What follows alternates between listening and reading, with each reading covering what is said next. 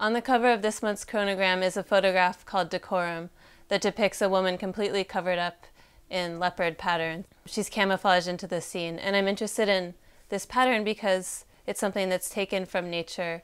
Obviously it derives from an animal, but it's been appropriated by the fashion industry and consumer culture. It's now an icon of class and wealth.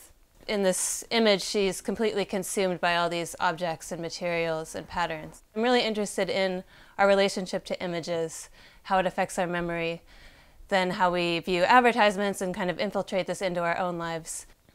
There's one piece called Keep Calm, and this particular one was invented in World War II, and it was appropriated by advertising campaigns, and now it's something that you see everywhere.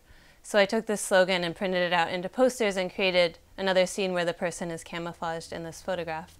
And that was actually on a billboard in New York for 6 months, so it was really great to have it in an advertising context. In other images, I've worked with nature and creating scenes where I create costumes that are synthetic versions of the natural environment and camouflage figures within them. And I was doing a photo series of this that was really talking about the human footprint on the environment and how these big industries are trying to create synthetic versions of natural materials. They're trying to pass as, replacements for them, but we're actually destroying our environment.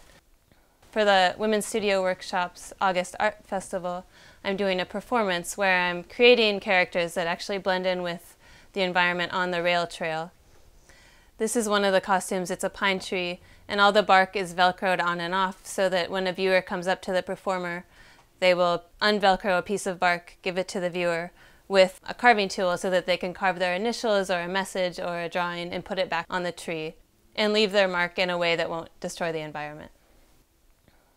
I work a lot with lenticulars, which is a medium that combines multiple images together so that when you walk past the piece, the image transitions.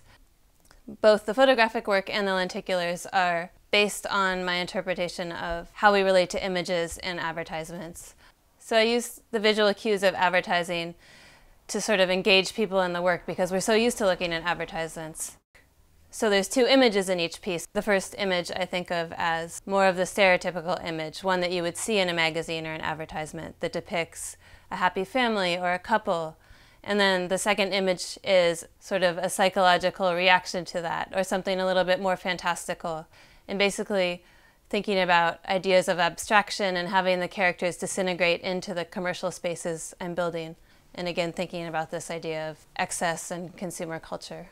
Most of my work has an aspect of humor in it, and it's also dark. To me, humor is really important. It's something that I feel is sometimes shunned in the art world, but it's really important for me to draw people in because it's an emotion that, it's an icebreaker. It really gets people to open up and look at the work in a different way. Going forward, I really hope to work more in the public space and create different levels of interaction where people can really engage with the work in different ways.